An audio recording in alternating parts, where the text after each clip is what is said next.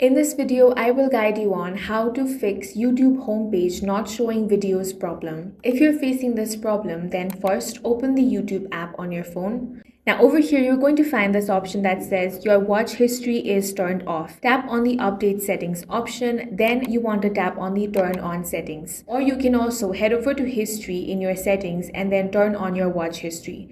Once your watch history has been turned on, you simply want to refresh the page and check. After enabling it, if you still do not find your feed, then the next thing you want to do is populate your watch history.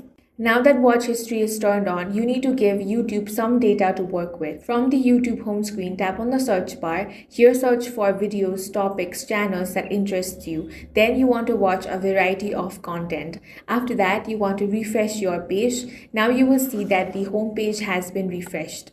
Now you should start seeing recommended videos appearing instead of the try searching to get started option. That's all for this video. If you found it useful, make sure to hit the like button and subscribe for more videos like this.